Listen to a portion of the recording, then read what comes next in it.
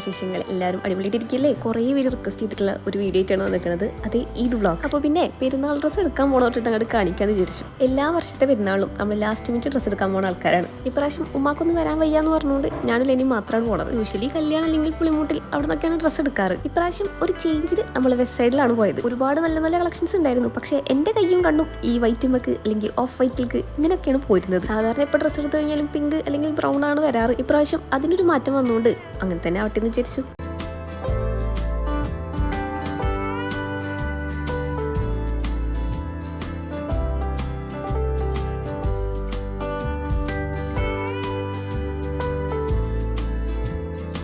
അങ്ങനെ എനിക്കുള്ളത് ഏകദേശം സെറ്റ് ആയിട്ടുണ്ട്. ഇനി അടുത്ത് ലെനാക്ക് എടുക്കാം. അവൾക്ക് ഈ എത്തിനിക്കിനോട് വലിയ താല്പര്യമൊന്നും ഇല്ലാത്തതുകൊണ്ട് വെസ്റ്റേൺ വെയേഴ്സ് എടുക്കാന്ന് വിചാരിച്ചു. കുറെ നോക്കി, അവൾക്ക് ഇഷ്ടപ്പെട്ടത് ഒന്നും ഉണ്ടായിരുന്നില്ല. അപ്പൊ പിന്നെ കുറച്ച് സ്ലീപ്പ് വെയേഴ്സ് നോക്കി. കുറച്ചധികം എക്സ്പെൻസീവ് ആയതുകൊണ്ട് അതും എടുത്തില്ല. പിന്നെ കണ്ടുപോയത് ഇതുമൊക്കെ ആയിരുന്നു. ലൈഫ് സ്റ്റൈൽ ജ്വല്ലറീസിലൊക്കെ നല്ല അടിപൊളി കളക്ഷൻസ് ഉണ്ടായിരുന്നു. അപ്പോൾ അങ്ങനെ കുറച്ച് സെലക്ട് ആക്കി.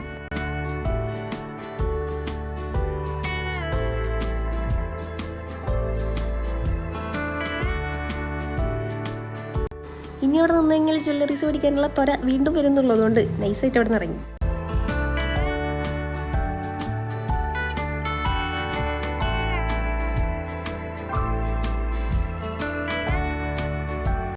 ഇനി നമ്മുടെ അടുത്ത സ്പോട്ട് പുളിമുട്ടിലേക്കാണ്, സ്ഥിരം വരുന്ന സ്ഥലം.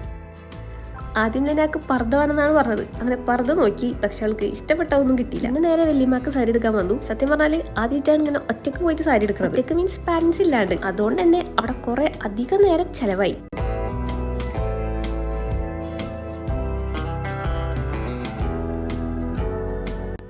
അങ്ങനെ പുളിമുട്ടിൽ നിന്ന് ഇറങ്ങി പിന്നെ ട്രെൻഡ്സിൽ പോയിട്ട് ഉമ്മാക്കും ലെനാക്കും ഡ്രസ്സൊക്കെ എടുത്ത് വീട്ടിലേക്ക് പോകുമ്പോൾ 3:30 ആയിട്ടുണ്ടായിരുന്നു. വടക്കാഞ്ചേരി വന്നിട്ട് പിന്നെയും 1 മണിക്കൂർ ഷോപ്പിംഗ് ഉണ്ടായിരുന്നു. നോമ്പെടുത്ത് കുഴഞ്ഞുകൊണ്ട് അതൊന്നും ഷൂട്ടാക്കാൻ പറ്റിയില്ല. എല്ലാം കഴിഞ്ഞ് വീടെത്തുമ്പോഴേക്കും ഒരു 5 മണിയൊക്കെ ആയി. അതോടുകൂടി ഷോപ്പിംഗ് പരിപാടികളൊക്കെ കഴിഞ്ഞു. ഇത് പെരുന്നാൾ തലേന്നാണ്. നോമ്പൊക്കെ തുറന്ന് ഒരു 8-9 മണിയൊക്കെ ആയപ്പോൾ മൈലാഞ്ചി ഇടാനുള്ള ആ ഒരു ഇത് വന്നു. അങ്ങനെ പിൻട്രസ്റ്റിൽ കുറെ തിരഞ്ഞു. എല്ലാം എനിക്ക് ഇഷ്ടപ്പെട്ടതുകൊണ്ട് ഏതൊക്കെ ഇടണം എന്നുള്ള കൺഫ്യൂഷൻ ആയിരുന്നു. ഒരു 1/2 മണിക്കൂർ ഇരുന്ന് തിരഞ്ഞ് എനിക്കും ഭ്രാന്തായി, ഇട്ട് തന്നെ ലെനാക്കും ഭ്രാന്തായി. അപ്പൊ പിന്നെ ബാക്കി തിരച്ചിൽ ഞാൻ അവളെ ഏൽപ്പിച്ചു. തൊട്ടപ്പുറത്ത് ഉമ്മ എന്നിട്ട് നഖത്തിലൊക്കെ മെലാഞ്ചിട്ടുണ്ടായിരുന്നു. ഓൺലി നഖത്തിൽ മാത്രം, കയ്യിലൊന്നും ഇടാൻ ഇഷ്ടമല്ല. അപ്പൊ പിന്നെ പാവല്ലേ പാവാടല്ലേ വിചാരിച്ചിട്ട് കാലിന് ഞാൻ ഫില്ലാക്കി കൊടുത്തു.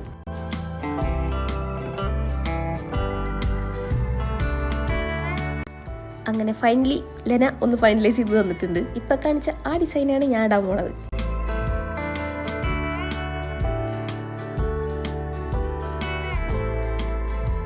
അങ്ങനെ മൈലാഞ്ചൊക്കെ ഇട്ട് കഴിഞ്ഞപ്പോഴാണ് ഒരു റെസിൻ വർക്ക് ചെയ്യാനുള്ളത് ഓർമ്മ വന്നത്. സംഭവം 2ാം പെരുന്നാൾക്ക് കൊടുക്കാനുള്ളതാണ്. അപ്പൊ ഇട്ട മൈലാഞ്ചൊക്കെ കഴുകി കളഞ്ഞ് ഈ പണിക്കിരുന്നു. എന്നിട്ട് ഒരൊറ്റ ഉറക്ക.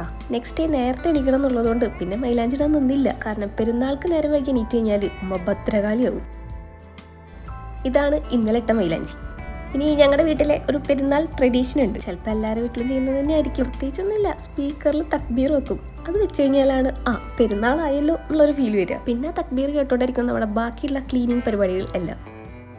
ക്ലീനിങ്ങും കുളിയും ഒക്കെ കഴിഞ്ഞിട്ട് പിന്നെ സ്കിൻ കെയർ ചെയ്തു. പെരുന്നാളാണല്ലോ. പക്ഷേ ഞങ്ങള് പെരുന്നാളിന്റെ ആ ഒരു മെയിൻ ഡ്രസ് ഇന്ന് ഇടൂല. അത് നെക്സ്റ്റ് ഡേ ഉമ്മാടെ വീട്ടിൽ പോകുമ്പോഴാണ് ഇടാറുള്ളൂ. പകരം പുതിയ തന്നെ എടുത്ത ടീഷർട്ടും പാന്റും അങ്ങനെയൊക്കെയാണ് ഇടാറ്. ഉച്ചക്ക് വയറ് നല്ല ഫില്ലാക്കാനുള്ളതുകൊണ്ട് രാവിലത്തെ ബ്രേക്ക്ഫാസ്റ്റ് ഭയങ്കര ലൈറ്റ് ആണ്. ബ്രേക്ക്ഫാസ്റ്റ് കഴിച്ച് കഴിഞ്ഞാൽ പിന്നെ അടുത്ത പണി പെരുന്നാൾ നിസ്കാരം.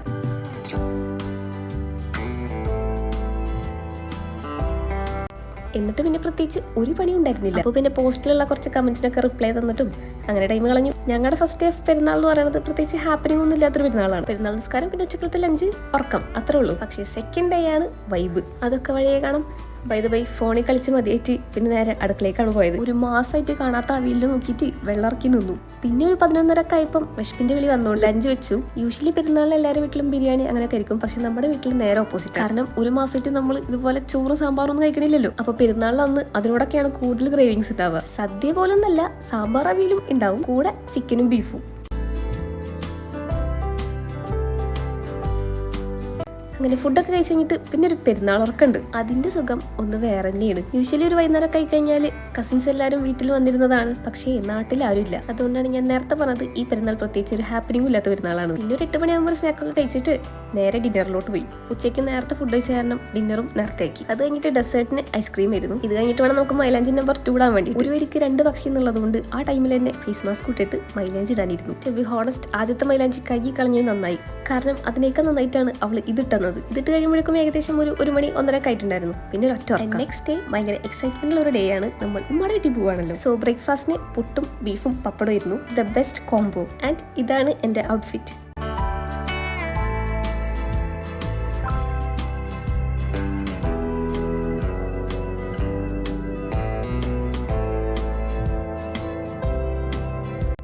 അങ്ങനെ വീട്ടിൽ നിന്ന് ഇറങ്ങി പോണതിന്റെ മുന്നായിട്ട് ഉമ്മാക്ക് ഒരു ചെരുപ്പ് എടുക്കാനുണ്ടായിരുന്നു. എന്തായാലും ചെരുപ്പെടുക്കാൻ പോയതല്ലേ, കൂട്ടത്തിൽ ഞാനും എന്റെ ഔട്ട്ഫിറ്റിന് പറ്റിയ കുറച്ച് ചെരുപ്പൊക്കെ ട്രൈ ചെയ്ത് നോക്കി. എടുത്തൊന്നുമില്ല കേട്ടോ, വെറും ട്രൈയിങ്.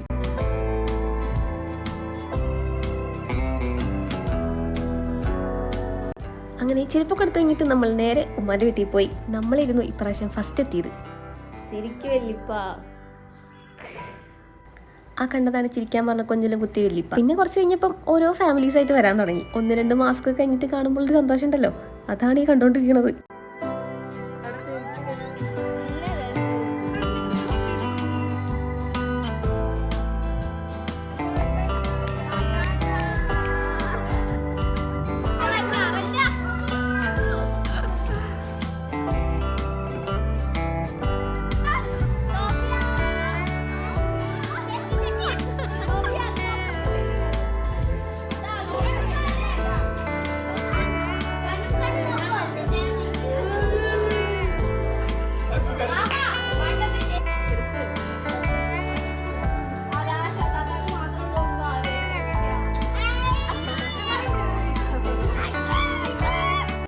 അങ്ങനെ സ്നേഹപ്രകടനങ്ങളൊക്കെ കഴിയുമ്പോഴേക്കും സമയം 2:30-3 മണിയൊക്കെ ആയിട്ടുണ്ടായിരുന്നു. വിശപ്പിന്റെ വിളികൾ എല്ലാവർക്കും ഒരുമിച്ച് വന്നുകൊണ്ട് പിന്നൊരു ബഹളായിരുന്നു.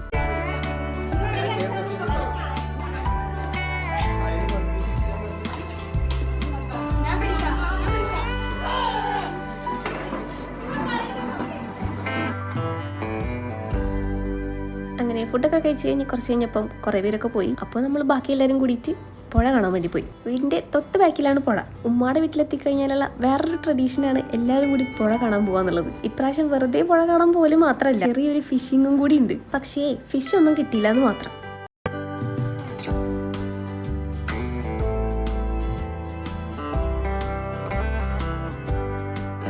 മീൻ ഇപ്പൊ കിട്ടും വിചാരിച്ചിട്ട് നോക്കി നിൽക്കണ നോക്കുകുത്തികളാണ് ഞങ്ങൾ. അവിടെ കയറ്റൊന്നും നടക്കൂല എന്നുള്ളതുകൊണ്ട് ലൊക്കേഷൻ ഷിഫ്റ്റ് തൊട്ടപ്പുറത്തേക്ക്. എറിയുന്ന കണ്ട ഇടയ്ക്ക് ഇപ്പൊ കിട്ടുന്നു, പക്ഷെ ഒന്നും കിട്ടിയില്ല. പിന്നെ കുറച്ചു നേരം അവിടുത്തെ പ്രകൃതി ഭംഗിയൊക്കെ ആസ്വദിച്ചിട്ട് സൊറ പറഞ്ഞു നിന്നു.